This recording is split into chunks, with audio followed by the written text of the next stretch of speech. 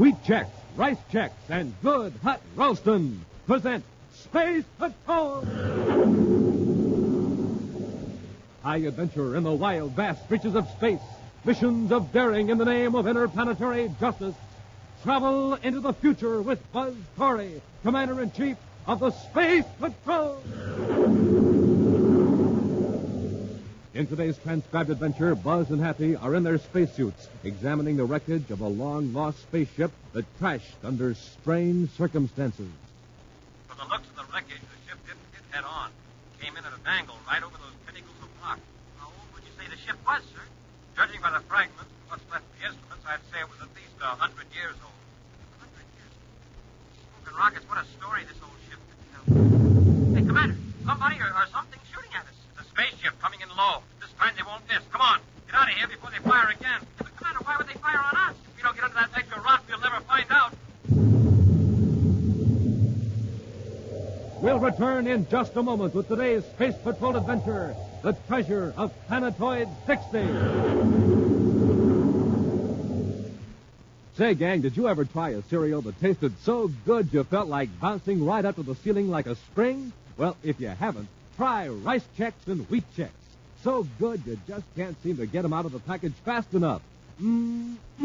And when you see that bowl full of bite-sized biscuits looking up at you, why, man, oh, man, you can hardly wait until you pour on the milk and sprinkle on the sugar.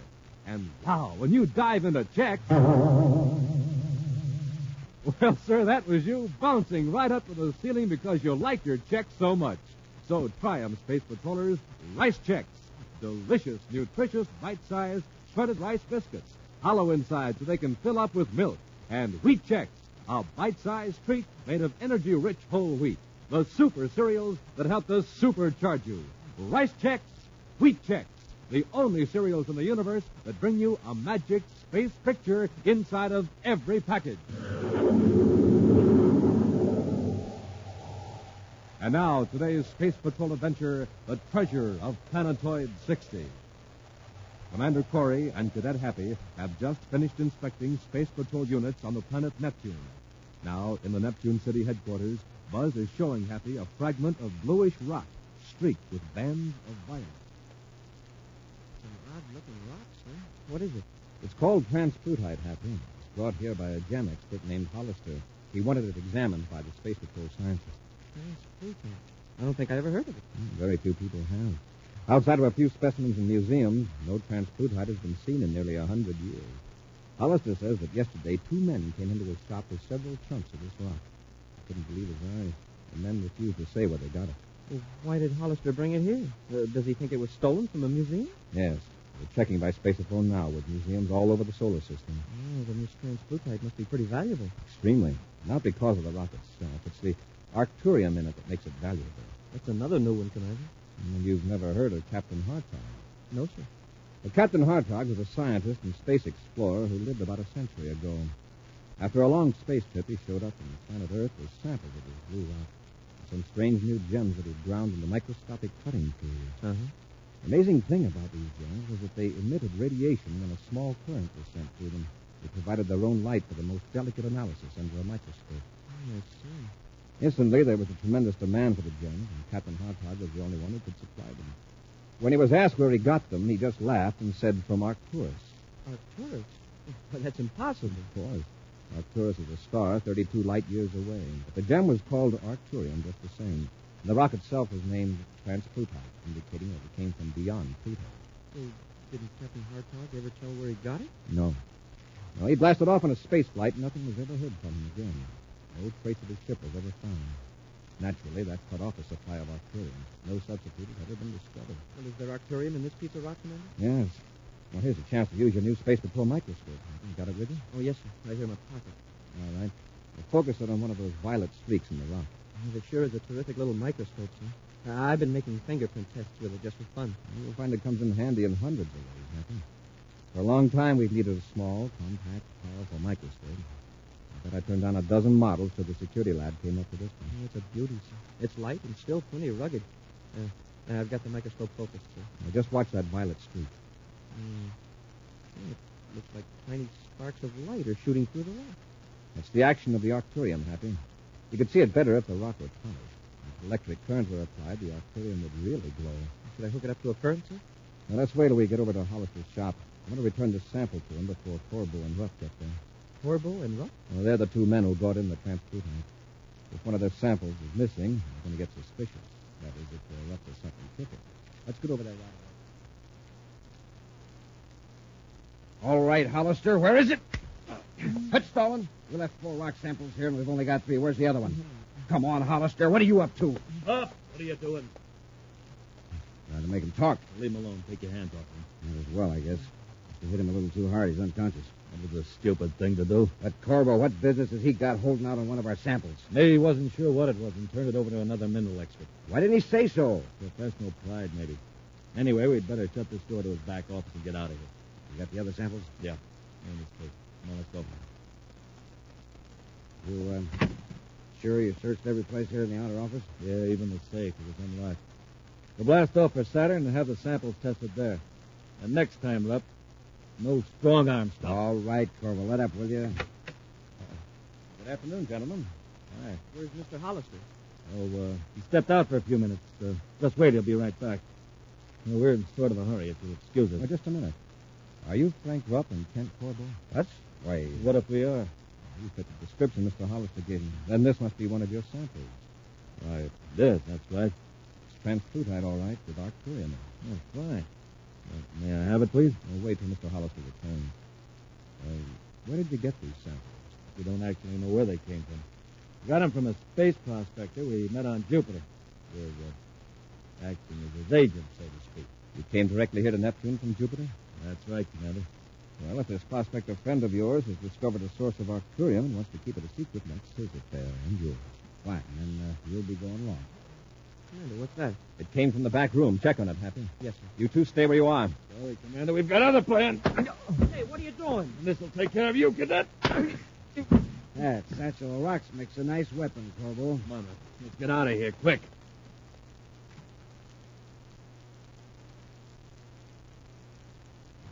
Happy. Happy, are you all right? You get away? We've only been out a couple of minutes. I'll call the spaceport and have a guard put on their ship. Check the back room, Happy. They've probably done something to Hollister. Yes, sir. You take care of him, then we'll head for the space.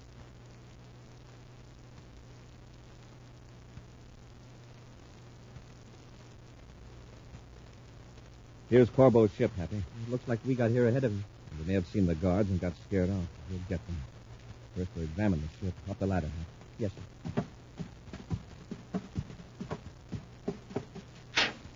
Leave the hatch open after we get in the airlock. Right, Commander. Now, wait, Hap.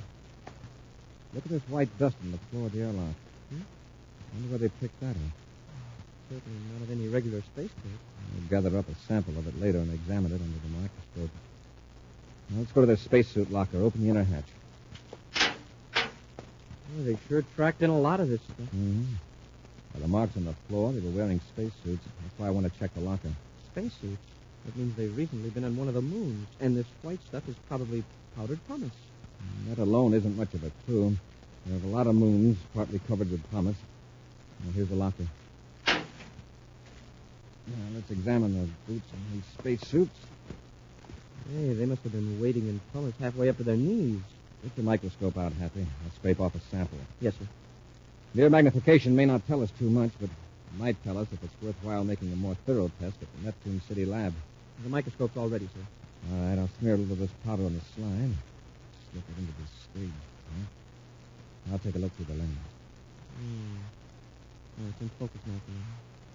There's some dark flakes of something mixed with the powder. Hey, you want to see? Mm-hmm. We'll take a spectrographic analysis at the lab to tell us exactly what those flakes are. Then we'll have a line on where Rupp and Corbo have been. We'll also disconnect their vector computer and take it with us. The vector computer? Yes, if they didn't clear the settings after they landed, it may show us exactly where they were before landing on Neptune. Let's take these places.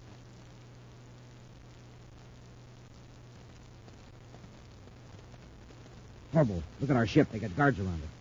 Oh, we must have come to and alerted the spaceport. We better get away from here quick. Yeah, and get out of the city. How? On a surface car. We'll drive out through the surface locks at the north side of the atmosphere shaft. The space phone rapper to pick us up in a spaceship the other side of the hill. I have to have spacesuits to transfer to the ship. They're already in the surface car. Come on, Ralph. We've got to get out of Neptune City before they put a guard at the surface locks.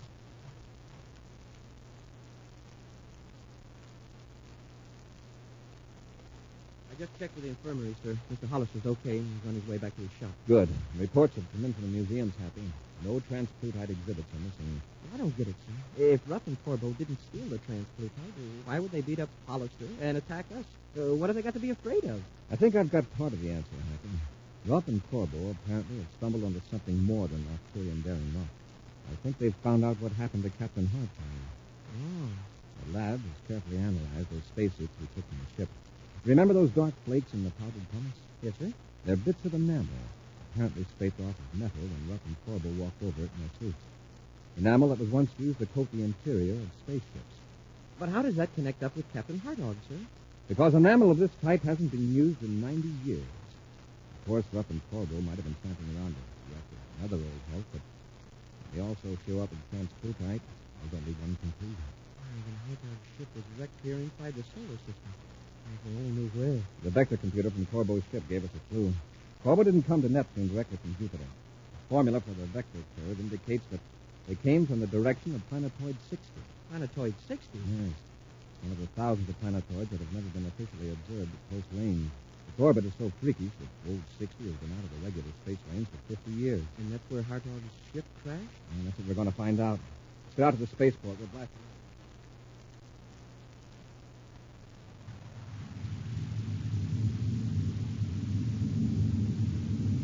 Set our velocity, Happy.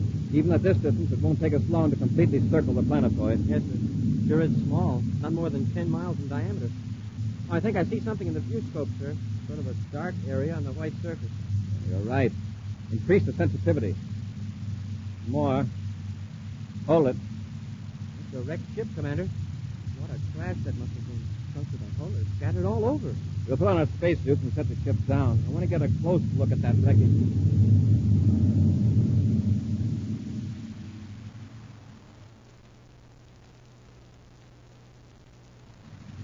Give me the controls up. I'll take her into the landing. Over, look. There's a spaceship on the planetoid right near the wreck. A Corey ship. Terra 5. How did he know this is where Hartog crashed? I don't know. But this is a good chance to get rid of him. You mean blast the ship, leave him stranded here? Look, they're in spacesuits poking around the wreckage. We'll blast them with a space cannon and land. You blast off in Corey's ship. What for? You don't want anyone to find a trace of Corey's ship on that planetoid. When you're out in space, I'll join airlocks with Terra 5, and you come aboard. Then we'll cut Corey's ship loose. I get it. They'll find Corey's ship, maybe, but they'll never know what happened to Corey. Right. We'll be able to keep searching Planetoid 60 for the rest of Hartog's treasure. All right. Bring your gun sights on From the looks of the wreckage, Happy, the ship didn't hit it head on. It came in at an angle right over the pinnacle of the clock. Yes, is it Hartog's ship, sir? I don't know, but by the fragments and what's left of the instruments, I'd say it was at least 100 years old. Hey, look at this. A rock. A chunk of transplutite. Yes, there are more chunks scattered around. There must have been tons of it in the cargo hold. Commander, somebody shooting at us. It's a spaceship coming in low. Corvo, break it under that overhanging ledge. Yes, sir.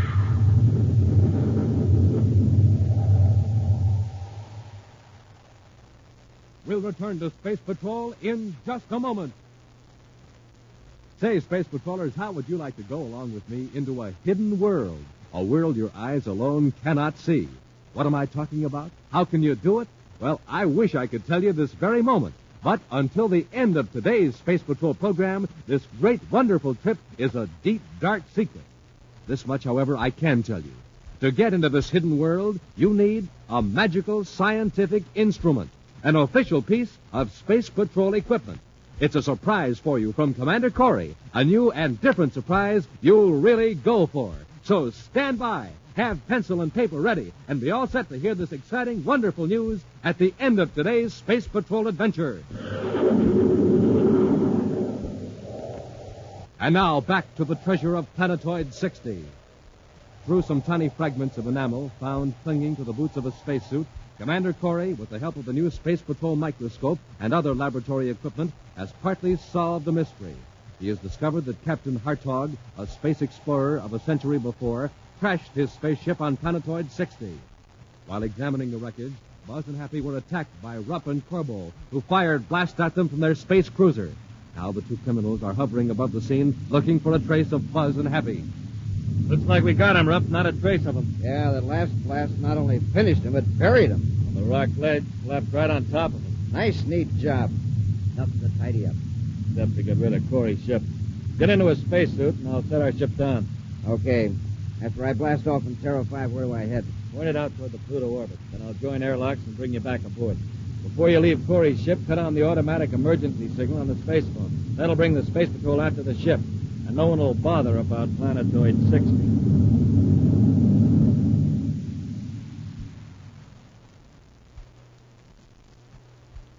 Happy, can you hear me? Yes, sir. Very faintly. Are you all right? I think so, sir, but I can't move. I'm buried under a pile of rock. So am I, but I think I can work loose. There. My head and shoulders are out now. Lucky these helmets and suits are built to take a lot of punishment. I'll be free in a few seconds, Happy. Once you're able to move, these rocks aren't heavy. There isn't much gravity on this little planetoid. There. Now, Happy, I see the top of your helmet. They sure came close with that space cannon. I was sure that last blast was our finish. Evidently, Rupp and Corbo thought it was, too. Here, I'll roll these rocks away from around your helmet so I can grab you under the shoulders. There. Now, here we go. Thanks, Commander. Better turn up the power on your suit transmitter, Happy. I can barely hear you. All right. Is that any better? A little. It's all the way up. And you're pretty faint yourself. That fall of rock must have damaged our transmitters. Hey, Commander, our ship is gone. Rupp and Corbo are smarter than I thought. What do you mean, sir? Won't take the space patrol long to find the ship. Won't be anything to make anyone look for us here at Planetoid 60. And with our transmitters damaged? Commander, we're stranded. Yes, until Rupp and Corbo come back. If they do. They probably will.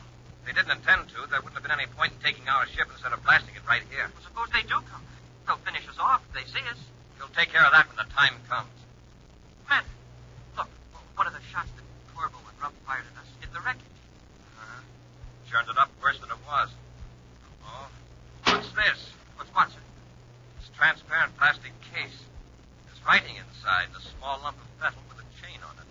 It looks like some sort of a bracelet. It's engraved. Captain Jules Hartog. What's the writing about, sir? It's dated January 15th, 2853. 100 years ago.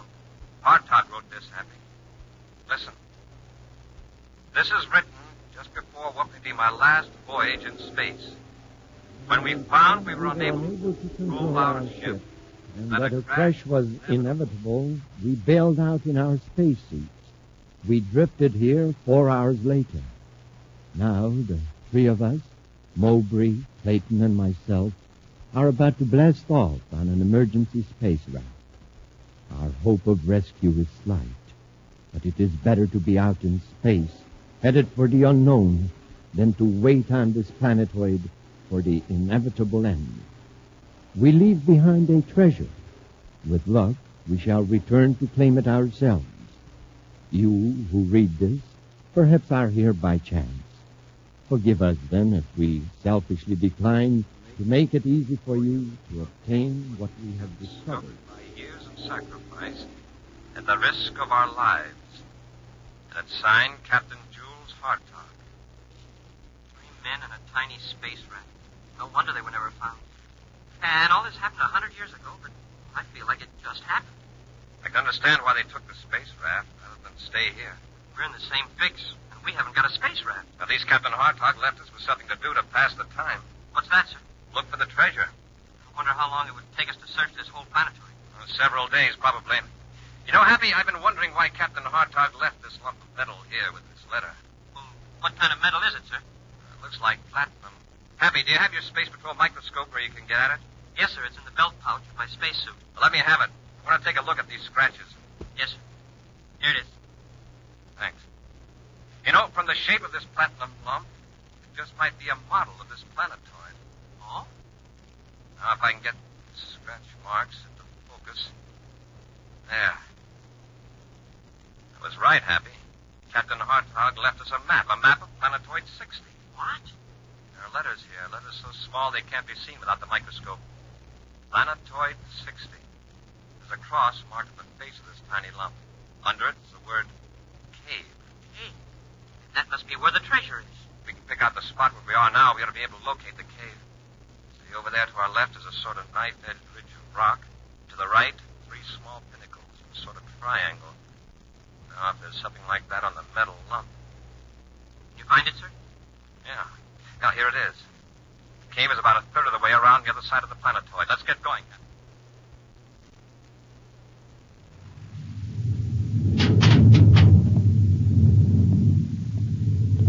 Okay, Corbo. Before I left Corey's ship, I turned on the automatic emergency signal on the spaceophone. You can cut the Terra 5 loose now. All right, Rupp.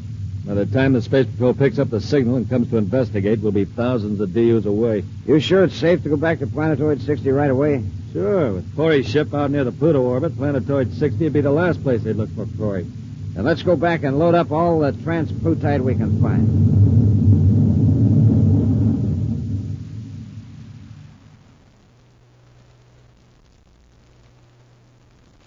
We must be getting close to the cave, sir. We're on the rim of that saucer-shaped depression that shows on the metal lump. If I've read the map right, the cave should be right behind that rock. Commander, it's Hartog's cave. Yes. Dug back into the bluff. Flash your atomo light in there, Happy. Yes, sir. Hey, look at that. It's full of boxes. Back clear up to the top of the cave. See if we can make out the labels. Transplutite. Transplutite. Ah, most of these on the left side seem to be transplutite, sir. Billions of credits worth. Wow. Cast your light up there on the wall of the cave, Happy. It's an astrogation chart. Yes, the solar system. With one orbit marked in red. There must be a comet orbit, sir. It loops clear outside of Pluto, then comes in fairly close to the sun. Once every 100 years.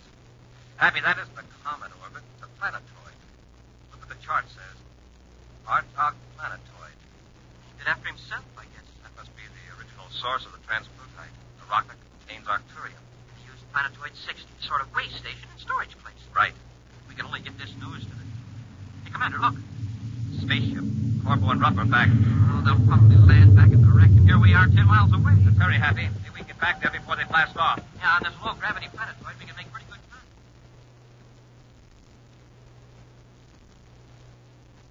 We got a pretty good pile of transplutite here, Corbo. Should we carry it into the ship now? There's a lot more scattered around. Might as well get all we can while we're here. Okay.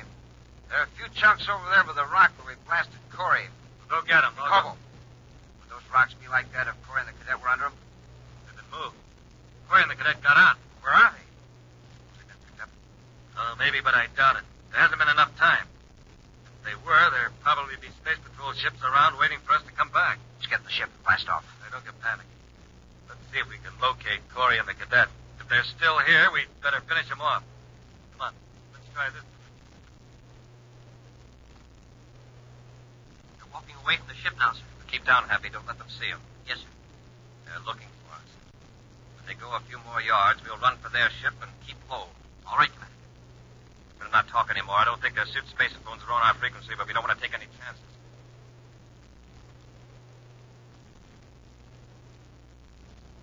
I hear them in the airlock, sir.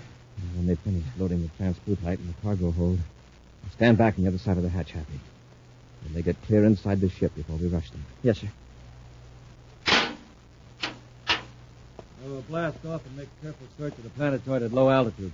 Yeah, it won't take long to find them on this dinky hunk of rock. You're right, Rupp. It won't take long at all. Rupp, go for your ray gun. Oh, no, you don't.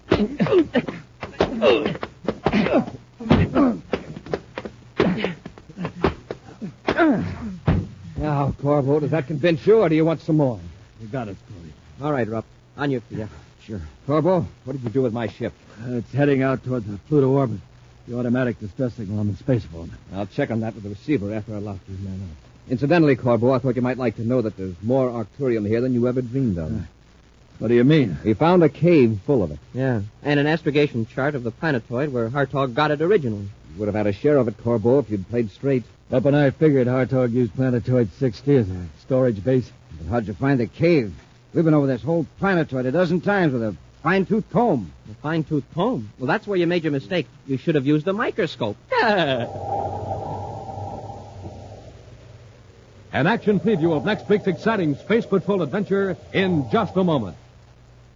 Gang, here it is. The announcement you've been waiting for. The big new surprise Buzz Corey has for everybody. The surprise that'll give you a glimpse into a mysterious hidden world you've never seen before. Get pencil and paper set. Here's Buzz Corey with the entire story. Space Patrollers, this is your lucky day because now you can own an official Space Patrol microscope kit. Just think of all the important work the Space Patrol microscope did for us today. It showed us that there were enamel flakes mixed in that innocent-looking white powder. And it showed us that Captain Hartog had scratched a secret map on the top of a small lump of metal. Now you'll be able to examine all kinds of tiny particles and objects with your Space Patrol microscope, too. Wait till you get it. You'll agree the Space Patrol microscope is a mighty important instrument to have. Think of the fun. Think of all you can learn. An honest-to-goodness scientific instrument with the power to magnify objects 15 times. Gang, you can see the wing of a butterfly 15 times actual size. The feelers of an insect 15 times actual size. The texture of paper, the petals of flowers, human hair, grains of sand, all 15 times actual size. And imagine seeing the living creatures in a drop of water. You can do it with a Space Patrol microscope. It's made of sturdy green plastic, and it's so compact you can carry it in your pocket. Small but powerful, just 5 inches high, yet it magnifies objects 15 times actual size. But remember, we're offering you an entire kit, the Space Patrol microscope, plus 4 clear acetate slides for mounting specimens. Plus a 5th slide containing a fiery atomic particle. Gang, the lens tube is not cheap cardboard. It's real plastic. It will not wear out or slip out. Don't wait. Send for this exciting new Space Patrol microscope kit today. Just buy a box of rice checks or wheat checks. Then with your name and address, send 25 cents in coin and a rice checks or wheat checks box top to Space Patrol, Box 686, St. Louis, Missouri. This offer good only in the USA and may be withdrawn at any time. That's Space Patrol, Box 686, St. Louis, Missouri. And now, a preview of next week's exciting Space Patrol adventure. Buzz and Happy are in a space platform off the Mars orbit, investigating the theft of supplies from the emergency space station. Right now, they're walking down a corridor toward the control compartment. The automatic camera in the control compartment should have a film of all ships that dock at the platform, Happy. Commander, what's that? The meteor warning system. A meteor's on a collision course. Well, can't we cut on the power and move the platform? It's too late. We're hit. Join us again next week for the exciting story, The Winged Spies of Venus, when wheat checks, rice checks, and good hot Ralston again present Space Patrol! Special bulletin for boys and girls in Louisville, Kentucky, Huntington, West Virginia, Boston, Massachusetts, and Heartland, Vermont. Buzz Corey's own space battle cruiser, the Ralston Rocket, will be in your area next week. Don't miss it. A Ralston Rocket. Space Patrol, created by Mike Moser, starring Ed Kemmer as Commander Corey and Lynn Osborne as Cadet Happy, was written by Lou Houston, produced and directed by Larry Robertson, executive producer Mike Devery. Other players were Ken Mayer, Norman Jolly, and Bela Kobach. Dick Tufeld speaking. Now, don't forget to tune in next Saturday and every Saturday when wheat checks, rice checks, and good hot Ralston again present Space Patrol! Be sure to see another exciting Space Patrol story on your local ABC television station. Consult your local paper for time and channel. This program is heard overseas through the worldwide facilities of the Armed Forces Radio Service. Space Patrol came to you transcribed from Hollywood. This is ABC Radio Network.